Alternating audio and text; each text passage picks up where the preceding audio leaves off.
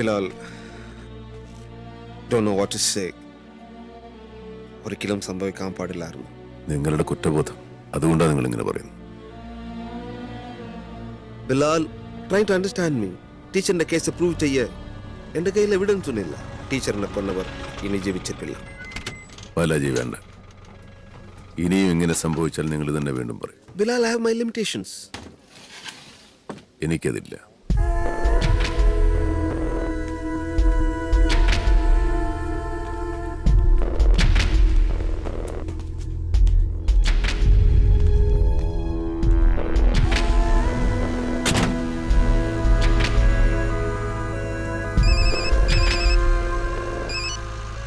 Hello, മേയറാണ് sir.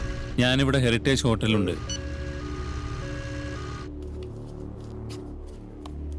Balaji, എന്താ ഇത്? ഈ സിറ്റി ഇപ്പൊ കുറെ ഗുണ്ടകളുടെ കയ്യിലാ. മേരി ടീച്ചറുടെ കൊലപാതകം, ഇപ്പോ ആ പയ്യൻ. എനിക്കൊന്നും മനസ്സിലാവുന്നില്ല. സർ, ഇൻവെസ്റ്റിഗേഷൻ നടക്കുന്നുണ്ട് സർ. എന്ത് ഇൻവെസ്റ്റിഗേഷൻ? ഞാൻ ഈ സിറ്റി മേയറാ. ഈ നഗരത്തിൽ നടക്കുന്ന ക്രൈമുകൾക്ക് ജനങ്ങളോട് ഞാനാണ് ഉത്തരം പറയേണ്ടത്. സർ, എന്തുകൊണ്ടാണ് നിങ്ങൾ ആ ബിലാലിനെ അറസ്റ്റ് ചെയ്യാത്തത്? അത് സാർ, അറസ്റ്റ് ചെയ്യുന്ന എവിഡൻസ്. ഞാൻ അന്വേഷിച്ചു. അയാളുടെ വീട്ടിലേക്കാണ് ഗുണ്ടകൾ വന്നത്. They killed his brother. അയാളുടെ ഫാമിലി രക്ഷിക്കാൻ അയാൾ ഷൂട്ട് ചെയ്തത്. It's just self defence. പിന്നെ സർക്കാർ തലയ്ക്ക് വിളയിട്ടിരിക്കുന്നവരാ അവിടെ തീർന്നിരിക്കുന്നത്. ഓ, അതിന്റെ അർത്ഥം നിങ്ങൾ ബിലാലിനെ അറസ്റ്റ് ചെയ്യുന്നില്ല. അതെന്റെ ആവശ്യമില്ല സർ. ഈ പണി ചെയ്യാൻ തനിക്കെന്താടോ അവനാണോ കാശ് തരുന്നത്? എനിക്ക് ഈ പണി ചെയ്യാൻ നിങ്ങളുമല്ല കാശ് തരുന്നത്. പിന്നെ എനിക്ക് ഇതൊന്നും ഇവിടെ ബോധ്യപ്പെടുത്തേണ്ട ആവശ്യമില്ല. You are just the mayor of the city. നാട്ടിലെ മുഖ്യമന്ത്രി അല്ലല്ലോ ഇത്ര വേവലാതിപ്പെട. തെളിവുണ്ടെങ്കിൽ ഞാൻ അറസ്റ്റ് ചെയ്യും. തൽക്കാലം അങ്ങനെ ചെയ്യാനേ വൃത്തികൊള്ളൂ. എന്ത് എവിഡൻസ്? തെളിവുണ്ടായിട്ടാണോ നിങ്ങൾ എല്ലാവരെയും അറസ്റ്റ് ചെയ്യുന്നത്? തെളിവൊന്നും വേണ്ടെങ്കിൽ ചില മാന്യന്മാരെടുത്ത് അകത്തോട്ടിടും. പിന്നെ തെളിയാത്തത് പലതും തെളിയും. എന്താ ACP ഇത്? ഇവിടെ 5-6 മാസമല്ലേ ഉള്ളൂ. അതങ്ങ് ചുമ്മാ സെലിബ്രേറ്റ് ചെയ്യേ.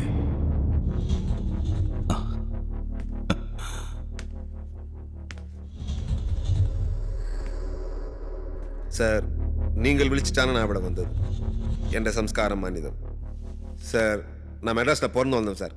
இதை விட பெரிய ரோடிலாம் நான் பார்த்தேன் sir. I'm going to celebrate.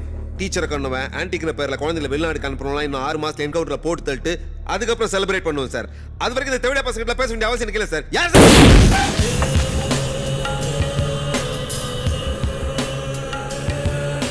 Over confidence നല്ലതല്ല.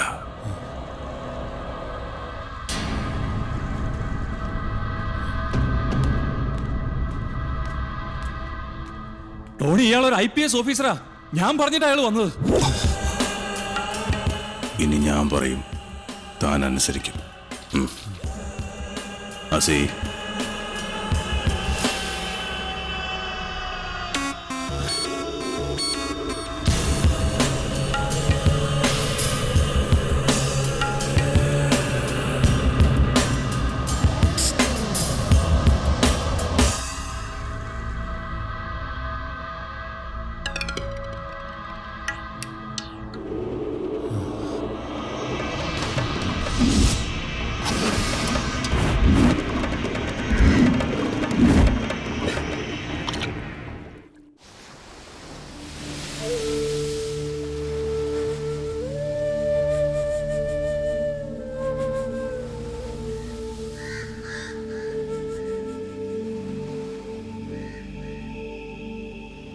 ഇനി നമ്മളിലൊരാൾ.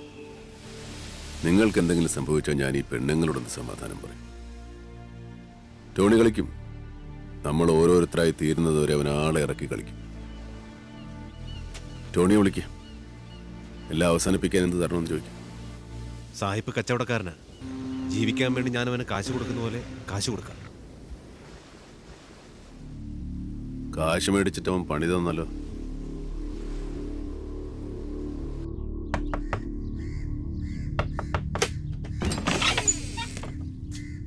നിങ്ങ എന്തിനാ ഇപ്പൊ ഇങ്ങാട്ട് വന്നത്?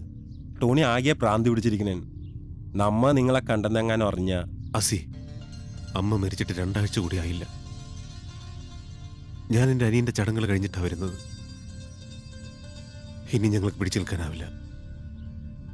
ഈ പ്രശ്നം ഇവിടെ വെച്ച് എങ്ങനെയല്ല അവസാനിപ്പിക്കണം. ഒരു കോംപ്രമൈസിന് ടോണിയായിട്ടൊന്ന് സംസാരിക്കണം. ടോണി സമ്മതിക്കുന്ന എനിക്ക് തോന്നണില്ല. അവൻ പണ്ടാര കലിപ്പില്ല. ടോണിക്ക് എന്ത് വേണമെന്ന് ചോദിക്കുക, എന്തും കൊടുക്കാം. അതിന് തൻ്റെ കയ്യിൽ എന്തുണ്ടായിട്ടാ എടി? 20 ലക്ഷം രൂപ കൊടുക്കാം. അമ്മയുടെ ഇൻഷുറൻസ് നോമിനി ഞാനാ.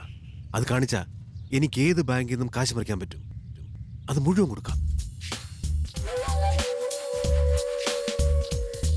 അസി,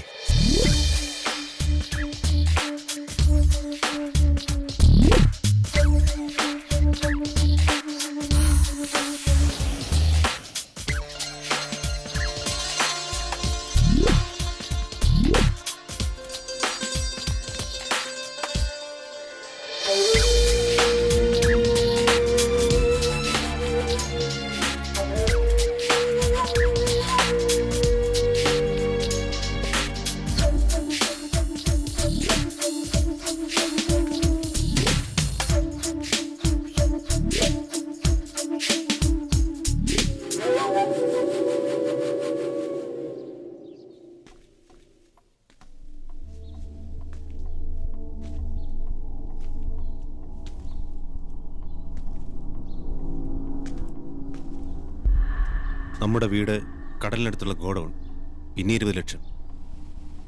ഇത്രയാണ് ടോണിയുടെ ഡിമാൻഡ്.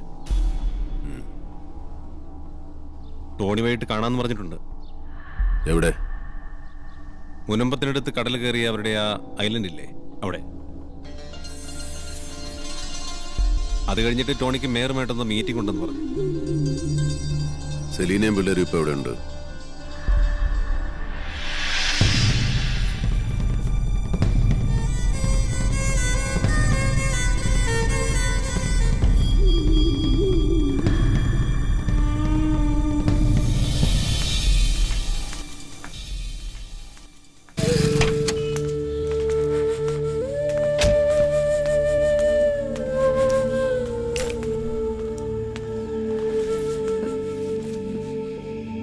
നിങ്ങളിപ്പോ എന്ത് ചെയ്യാൻ പോകുന്നെന്നോ എവിടേക്ക് പോകുന്നെന്നോ എനിക്കറിയില്ല. പക്ഷെ ഒന്നറിയാം, എനിക്കും ഈ കുട്ടികൾക്കും എഡ്ഡി മാത്രമേ ഉള്ളൂ. നിനക്കും നിന്റെ കുട്ടികൾക്കും എന്നും എഡിയുണ്ടാവും.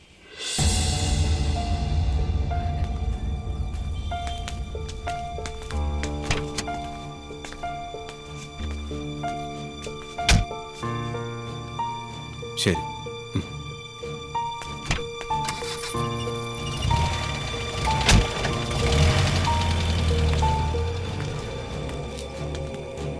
അതാകുലങ്ങൾ, നിങ്ങൾ ബാങ്കിൽ പോയിട്ട് വീട്ടിൽ വെയിറ്റ് ചെയ്യും.